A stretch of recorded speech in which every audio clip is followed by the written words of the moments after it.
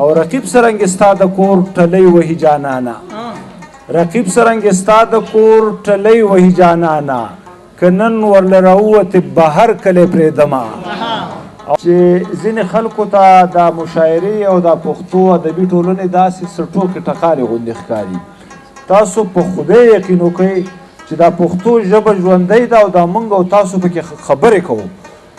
دا صرف او صرف د دې شاعرانو برکت دی هلته داسې دي چې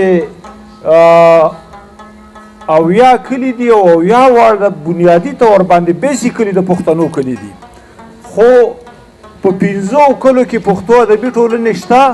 نو هلته واړه هم په پښتو پوهېږي ځوانان هم په پښتو پوهېږي او مشران هم په پښتو پوهېږي او په 15 کم اویاو کلو کې چې پښتو ادبي ټولنې نشته نو د هغوی نه پښتو بلکل ختمه شوې ده صرف بوډاګان په پښتو پوهېږي نه ځوانان په پښتو پوهېږي او نه کشران په پښتو پوهېږي دا د پښتو ادبي ټولنې برکت دی چې لکه مطلب دا دی پښتو کې نن موږ خبرې کوو زه به دا ووایم چې دې خبرې چې کله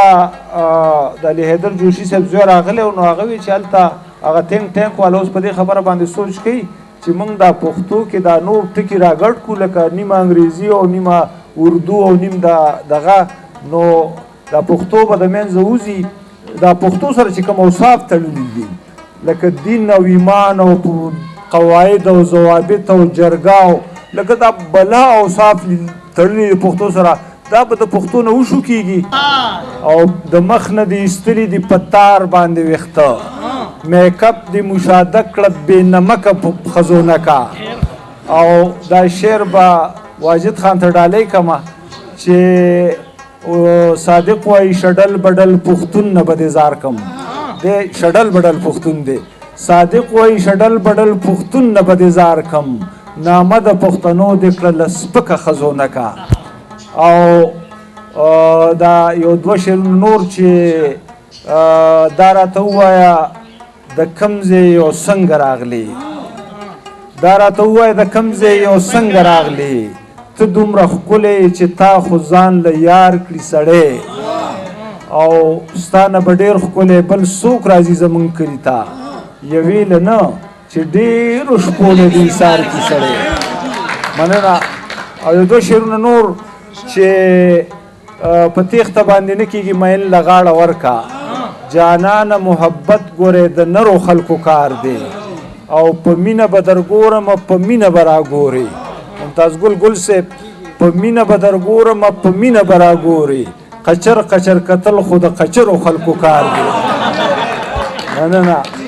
او د غزل یو څو شعرونه بس یو 4-5 شعرونه چې نور نه ځایږم خلکو کې ډېر زر کلی پرېږدمه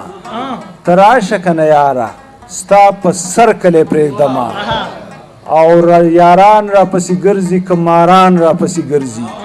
یاران را پسې ګرځي که ماران را پسې ګرځي د هر چا نه مې پورته شو باور کلی پرېږدمه او رقیب سرنګ ستا د کور ټلی وهي جانانا رقیب سرنګ ستا د کور ټلی وهي جانانا که نن ورله راووتې بهر کلی پرېږدمه او در پاتې نه یم هسې دې په سترګو چتې ناست دي در پاتې نه یم هسې دې په سترګو چتې ناست دي ای دغه دی ما سڼ وهه څادر کلی پرېږدمه دوه درې شعرونه رانه یو شو مختم رانه یېره شو ډېره مننه انشاءالله